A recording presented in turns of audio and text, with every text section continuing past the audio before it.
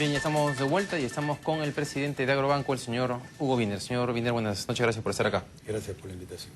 Bien, queremos conversar con usted sobre esta información que salió hoy día en el diario Gestión sobre que los bancos siguen resistiéndose a dar préstamos al sector agrario y ya en el relato de la nota además entra en un detalle interesante, que es que no solamente las pequeñas empresas tienen esa limitación, sino también incluso los medianos o grandes proyectos. Quisiera, por favor, si podemos poner el cuadro donde se ve el porcentaje de los créditos totales que están otorgados al sector agrario.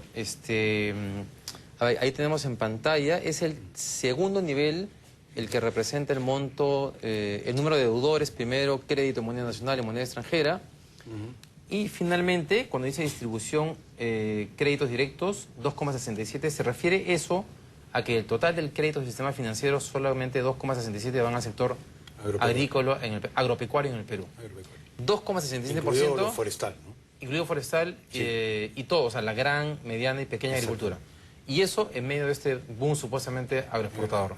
Ok, explíquenos por qué sucede eso.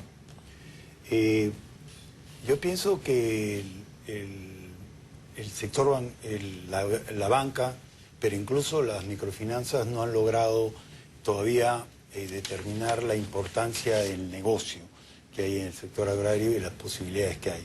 Se mueven todavía sobre la base de algunos prejuicios, como aquellos de que la actividad agropecuaria es demasiado riesgosa, o el productor agropecuario y sobre todo el pequeño y hasta a veces algún mediano son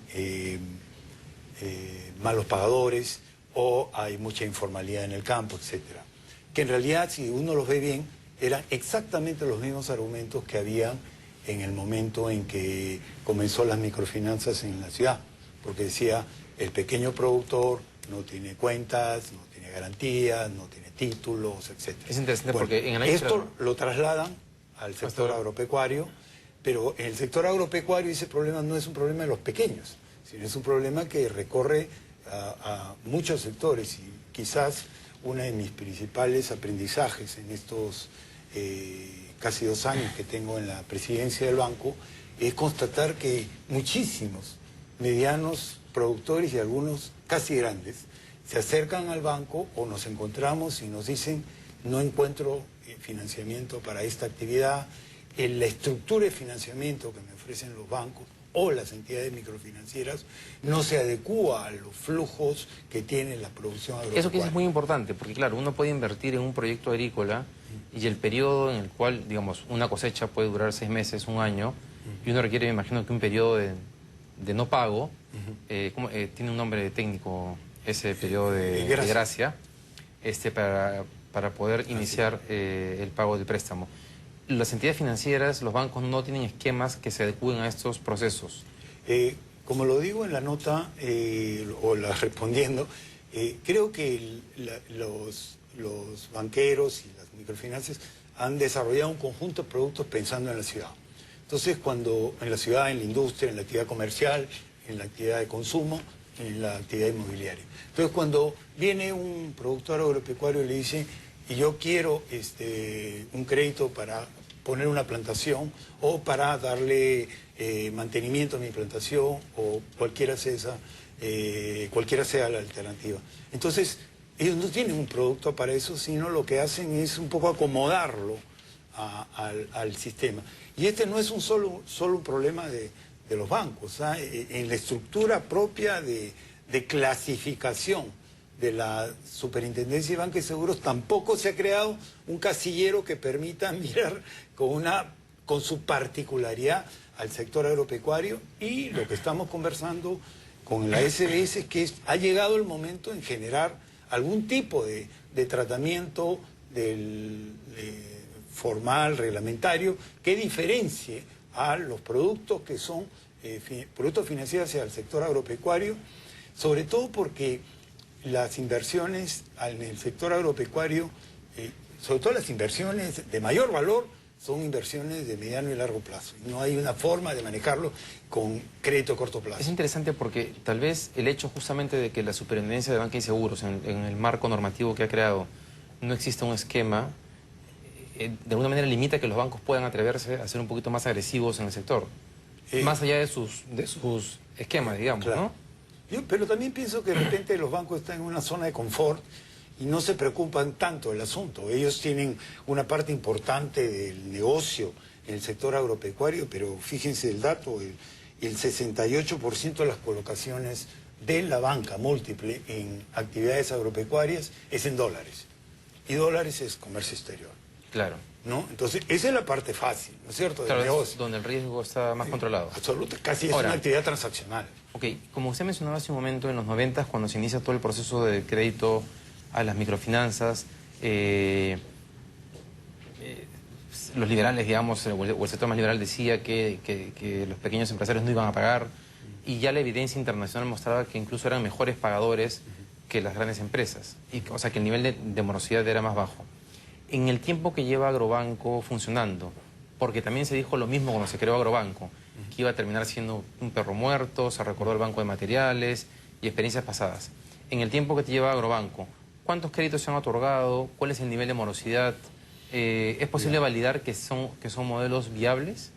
Bueno, en primer lugar yo creo que se necesita todavía un tiempo mayor para que haya una validación plena, pero creo que nosotros nos estamos sometiendo a todo tipo de registro y de seguimiento para que nuestros datos sean inobjetables. ¿A qué me refiero con esto? Por ejemplo, además de la opinión de la Superintendencia de Banca y Seguro y de los auditores, un dato importantísimo son las clasificadoras de riesgo. Las clasificadoras de riesgo han revisado los números del banco, porque el banco va a salir a buscar recursos al mercado de capital, y justamente ellos también han venido con la misma idea, ¿no? O sea, esta actividad es muy riesgosa, ustedes están solos en esta actividad, y lo que han encontrado los ha sorprendido, ¿no? Entonces pensamos que hay cambio. Pero un dato muy interesante, con todo lo provisional que puede ser. Ayer estaba revisando el dato de morosidad de la banca múltiple, no todo el sistema financiero, porque ahí la microfinanza tiene tasa de morosidad mucho más alta. La tasa de morosidad en abril era 2.02, dato de la Superintendencia de Banca y Seguros.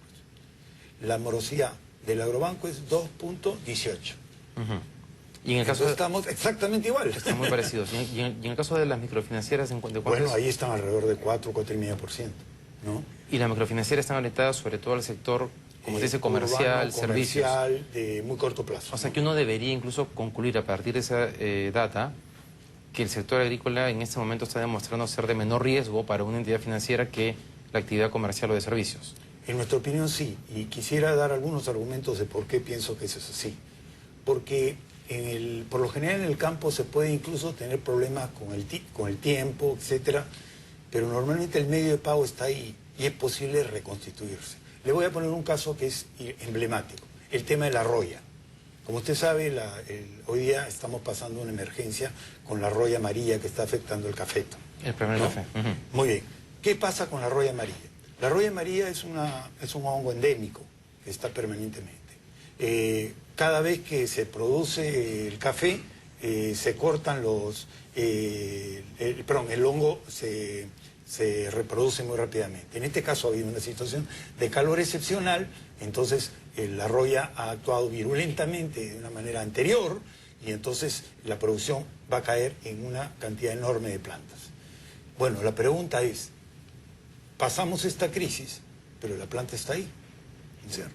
Entonces, este año puede ser un año malo, pero al siguiente año puedo recuperar. Digamos que hoy día yo puedo reprogramar mi pago el próximo año, si es que fui afectado muy duramente por la roya, que no son la mayoría de casos. Porque la tierra sigue, digamos. Porque la tierra está la planta. Entonces, las oportunidades de volver a producir. Y eso es lo que nos da mucha oportunidad para generar un acompañamiento para que el productor sepa que esas situaciones son manejables. Y otro efecto que estamos buscando muchísimo, creo que alguna vez lo comenté en este programa, es el tema de, nosotros hemos lanzado un producto financiero que se llama Credifinca.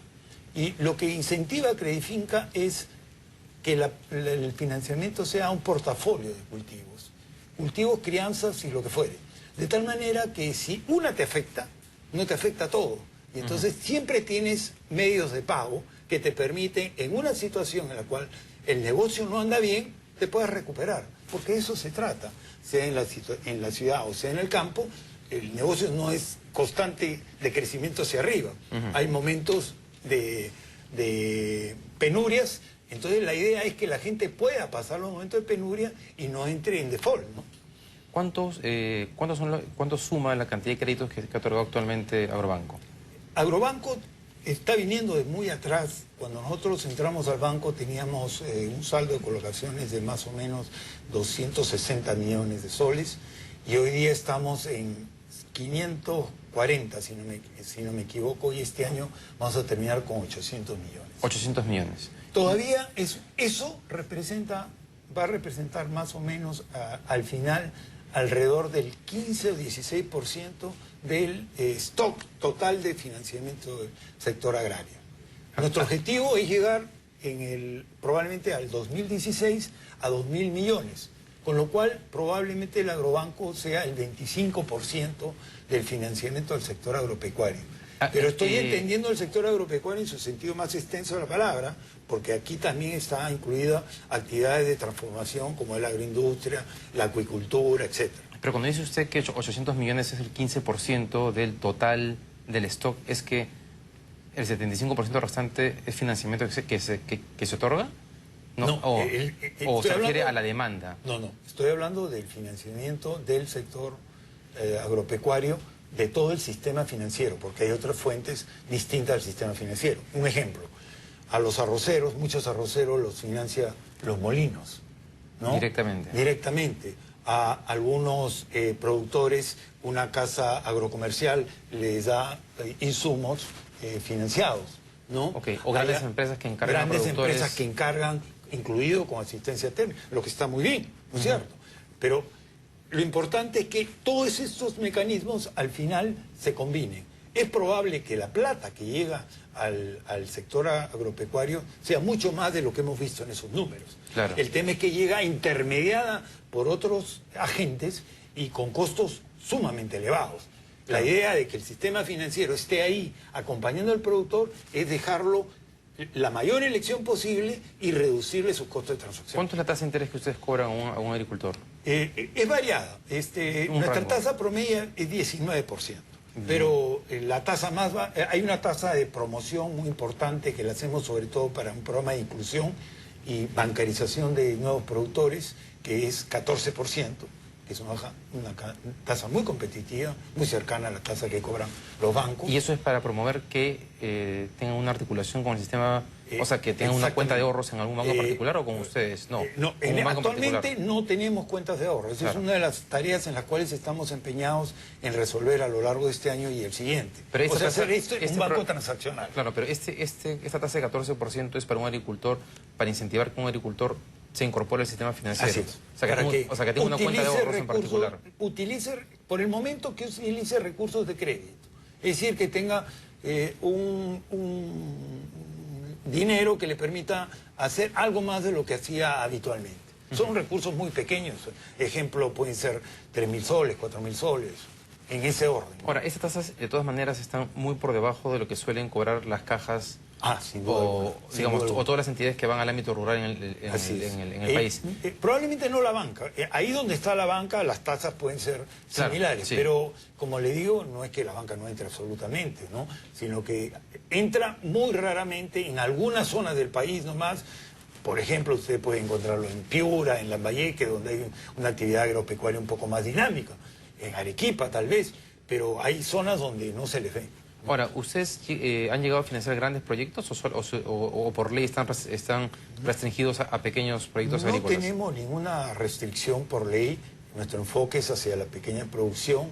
Progresivamente hemos ido incorporando a algunos productores un poco más grandes, en parte además por un tema razonable de diversificación de riesgo, ¿no es cierto? Es decir, deberíamos tener muchos productos a lo largo del país y productores de distintas escalas, de tal manera que entre todos ellos haya un mejor equilibrio de riesgo.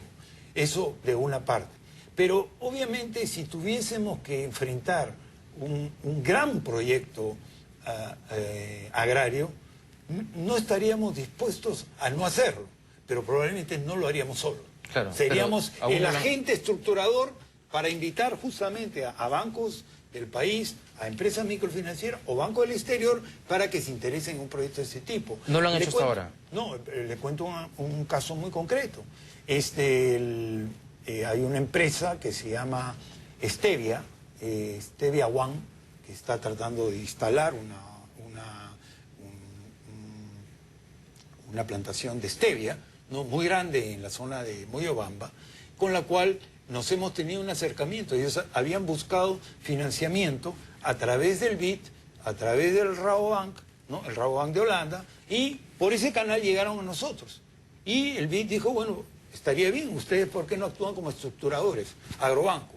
Y estamos participando de eso. No sabemos si vamos a tener un resultado, pero estamos hablando de una inversión que, si no recuerdo mal, es más o menos del orden de los 40 millones de dólares. ¿Se entrarían las tres instituciones? Claro, nosotros vamos a entrar con una parte chiquititita, pero liderándolo en el punto de vista de la parte de especialización y de manejo directo con el productor.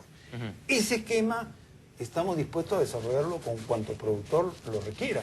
Y en eso estamos dispuestos a asociarnos además con los bancos comerciales del país. Si ellos no tienen un departamento especializado en agricultura, podemos hacer un joint venture, una sindicación de créditos y nos vamos con ellos. Pregunta final. ¿En qué lugares del país están presentes con agencias y cuáles son los planes? Bueno, ahora estamos prácticamente en todos lados de una manera importante. Lo que hemos estado haciendo ahora es cambiar muchos puntos de atención que teníamos, que no tenían autonomías para aprobar créditos, los estamos convirtiendo en oficinas especiales. Y el diseño de oficinas especiales, además, están preparándose para que en el futuro puedan ser recaudadoras también, es decir, captar ahorros, ¿no? En los últimos 9 meses hemos abierto o reconvertido 16 oficinas especiales. La última de la que hemos hecho es en Camaná, ¿no? Y próximamente vamos a hacer en Oxapampa y Tumbes. ¿Qué cosas les falta para captar ahorros? Bueno, el captación de ahorros es un proceso complejo porque implica una actividad de servicio con muchos requerimientos que nos exige la superintendencia. No es un tema de facultad legal, es un tema de reunir las condiciones para que eso ocurra. Probablemente el procedimiento que estamos pensando es, primero, captar ahorros grandes, o sea, grandes en nuestra dimensión, es decir, por ejemplo, ahorros de cooperativas, etcétera, no individuales, para llegar al final hacia actividades individuales. Lo que sí vamos a implementar dentro de muy poco son operaciones a través de la propia ventanilla del banco. ¿Qué quiere decir esto? Si uno toma un crédito, es el banco el que le da la plata, ya no a través del Banco de la Nación, y al momento de pagar va a la ventanilla del banco y le paga. Así vamos generando una relación con el cliente y a partir de eso podemos ir desarrollando el tema de cuentas. ¿Y cuál es la fuente de financiamiento actualmente entonces?